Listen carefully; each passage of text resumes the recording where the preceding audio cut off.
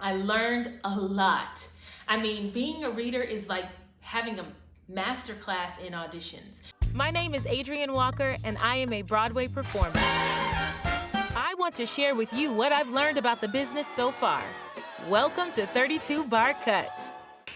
Welcome back, or welcome to 32 Bar Cut. Today I am talking about what I've learned from being a reader for a major casting agency in New York. I always wanted to be a reader. I don't know why. I think it's just the idea of getting to walk into a room and become a whole bunch of different characters just excited me. So I was really can't speak. I was really excited to become a reader, and I was really looking forward to it, but I was also super nervous because the casting company, they cast a lot of shows and other things, and I didn't want to give them a bad impression of me and what I had to offer and everything. Luckily, it all worked out. I think that they were happy with my work, and we had a good working relationship while I was a reader at this company. I learned a lot. I mean, being a reader is like having a master class in auditions.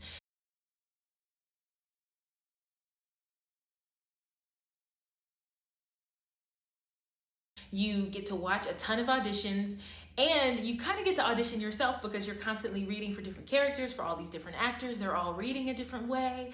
And I learned a lot.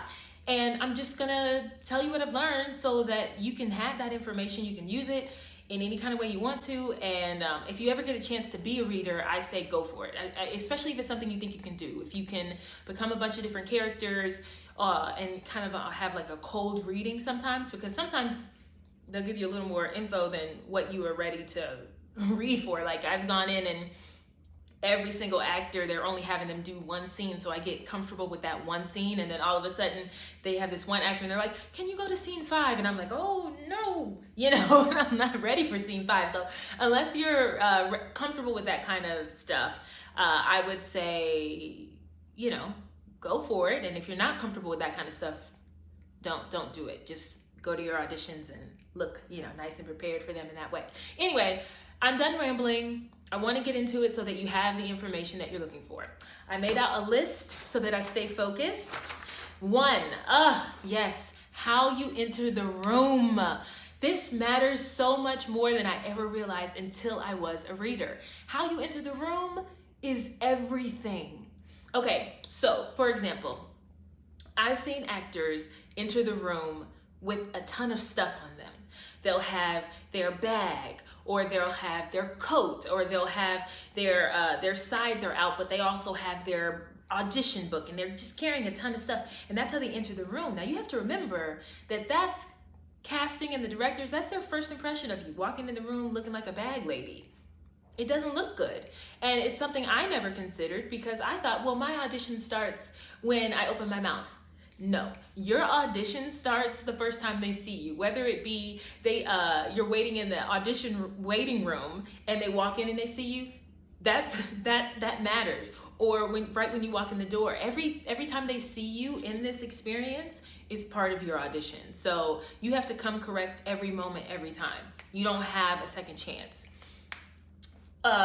So my suggestion is when you walk into the room, be ready. When you walk in, don't have a bunch of stuff on you. If you're in a space where you're unsure that your belongings are protected, right when you walk in the room, have a plan to set it down and immediately be present. Because the casting director or the casting associate is probably bringing you in the room, and they are ready to introduce you so that they can get on with the audition. They don't want to wait for you to put all your stuff down and get ready. So start ready. And the other thing about how you enter the room is when casting is ready to introduce you, because that's pretty standard. I don't remember a time where I didn't go in and I wasn't introduced. So it's pretty standard that they'll introduce you. So when they introduce you, be ready for that. Like actually listen for the introductions they're making of the people behind the table. They're going to introduce the accompanist. They're going to introduce the reader. Remember their names. It's important for you to remember their names so that you can thank them when you leave. Okay? Now, I was reading for a few days for this one director. He's a big deal. I'm not gonna name his name. I'm not gonna name the cast. not going to name the casting agency, but anyway, he's a big deal. And I was his reader for about 4 or 5 sessions of like 3 hours, 4 hours each. So we were spending a lot of time together. And about, I don't know, I think maybe the second day, I felt comfortable enough to ask him, a couple questions. And now this is a little bit of a risk I was taking here, but I did it anyway, and I'm glad I did. And we now have a great working relationship, so it's fine. But I asked him, how do you know, like how you're looking at all these actors, how do you decide? And he said he knows within 10 seconds if he wants to work with an actor or not. He knows within 10 seconds. So that tells, not every director isn't that way, but in my opinion, that tells me how important those first moments when an actor walks in the room are. Those moments are so important. So just clock that, keep it in your mind, take out a pad and pencil and write down these notes, or watch this before you go on your next audition, whenever that is. But it matters how you walk in the room. If you walk in the room nervous, they see that. If you walk in the room confident, they see that. If you walk in the room smug, they see that. And I would say smug is not a good choice. But they see it all. You are being evaluated from the moment you walk in the room. It is not when you open your mouth to do your sides or when you sing. If you've lost them in the first 10, 15, 20 seconds, you're gonna have to work really hard to get them back. So don't lose them in those 10 seconds when you walk in the room. Now let's go to the next one. All right, yes, how you speak to your reader and your accompanist. This matters, folks. Whoa, does this matter?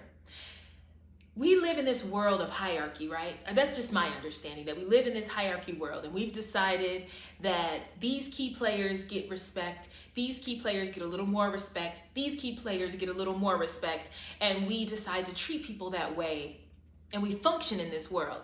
Well, let me tell you something. If you are a person that lives in a hierarchy like that, and you walk into the audition room and you decide that the accompanist and the reader don't deserve your respect because they're not in charge of hiring you, the people behind the table that are in charge of hiring you, they see that. They are clocking it, and they are deciding if they want to work with someone who disrespects their reader or disrespects the accompanist. Because the reader and the accompanist are your assistants in this audition. They're helping you with your audition. So it is in your best interest to treat them with respect and kindness, and you really don't know who they are. You don't know, your accompanist could be the music director. He could be the music supervisor on the project. And so that happens a lot. Your reader could already be cast in the show. And I'm not saying that to say that's why you should respect them. I'm saying that you should respect all human beings, and that when you are in your audition, you should really have that in the forefront of your mind, that I'm going to respect every human being in this room. I'm going to respect them just for the sake of respecting them, and not for fear that I'll disrespect them and lose the job, but just because that's what we should be doing, And I don't want to preach to you or anything like that, but I have been in situations as a reader, and I've had an actor disrespect me or blame me that they skipped a line, and I knew they were messing up their audition, and I had no way to help them. I was like, the director's not going to go for this because you've already disrespected the reader. And I just want you to know, never, ever, ever disrespect your reader and your accompanist. And like I said earlier, get their names, thank them, and mean it. Thank you so much. Thank you, Andrew. Thank you, Candace. Thank you for reading for me, and leave. And that's it. That's how you finish it nicely. All right, let's go to the next thing. Are you being a human being, or are you being a robot? Because I've been in these auditions, and I see people come in and they're just not themselves. They're not themselves anymore. And this is me seeing people I actually know. It's very awkward, actually, to be a reader for someone you know, because you're worried you're going to throw them off their game, or that at least that's how I am. But anyway, I have seen people who I know come into auditions, and all of a sudden they're not themselves anymore. And I'm like, oh man, if they were just themselves right now, then this casting director, they would see how great these people are. So I say this to say, Yes, auditions are nerve-wracking. They make me nervous. I'm still working through that. We're all still working through that. But the best thing we can do is be ourselves when we walk in the audition room. Be a human being. If you walk in and they ask you a question, be present, listen, like actually engage with them. It's okay. It's your audition. It's your 5 minutes, 10 minutes, whatever. It's your audition. Take a second, take a beat, take what you need, and be a human being. And now when I talk about take a beat, take a second, I don't want you to be too indulgent with that because, excuse me, I have seen actors go in and they get ready to perform and they take too long. All right? So your time to center yourself and get ready is outside in the waiting room. When you come in, you should already be ready because nobody wants to watch you, just need 1 second.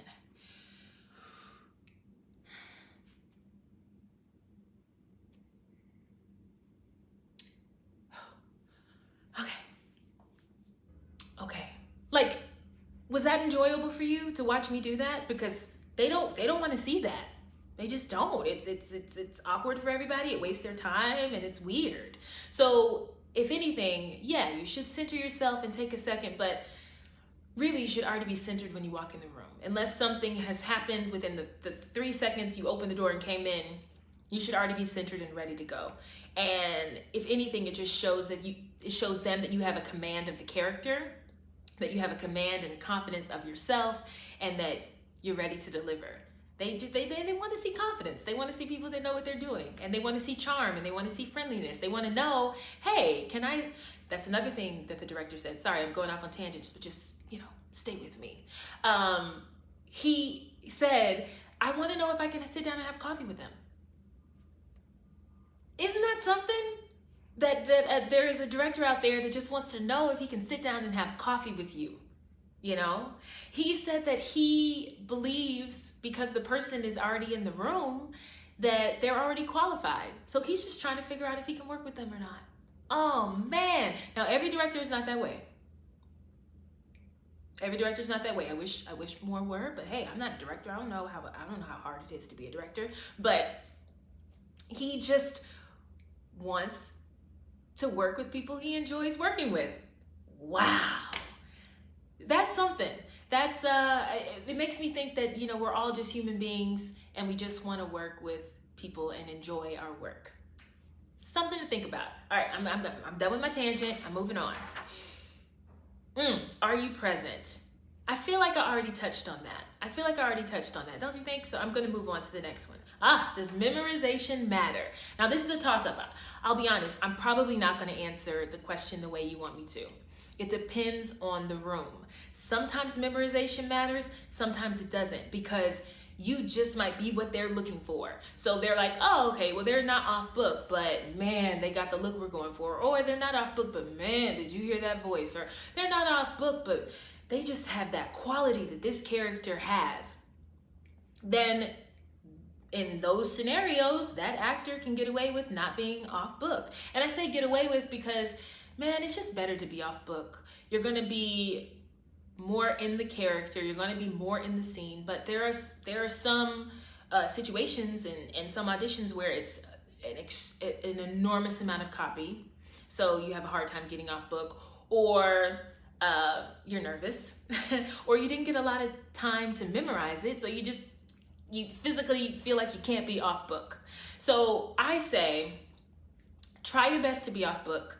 If you're worried, bring your sides in, retype them, make them small, anything you can do to just get the distraction off the paper, I would say. But I've been in auditions where directors didn't care if they were off book, and I've been in auditions where directors really cared that they were off book. So like I said, I'm probably not going to answer the question the way that to anyone's satisfaction. It's a toss-up. It's always a gamble to not be off book, but sometimes it's a gamble to think you're off book and you walk in and you're not. So be prepared is basically what I'm saying. Be prepared with whatever time constraints you have and with whatever resources you have.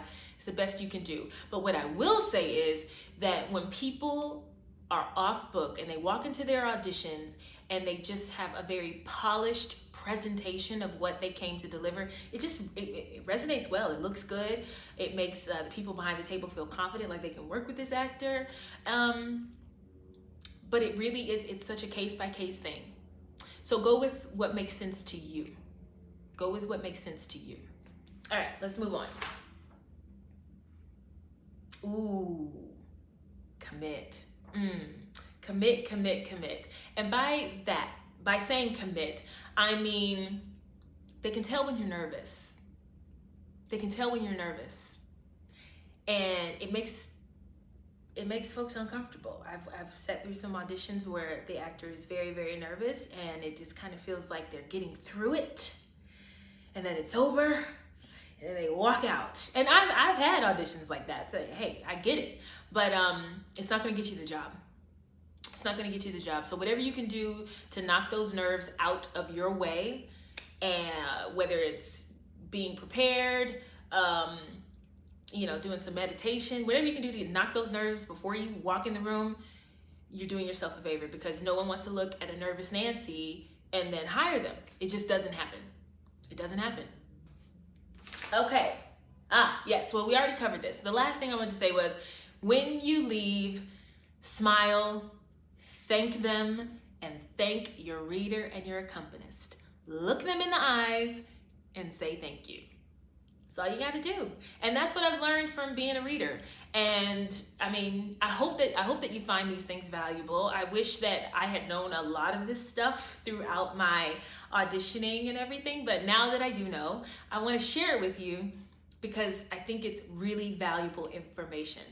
There is so much insight you can gather from sitting in on someone else's audition. I promise you, it's like a masterclass.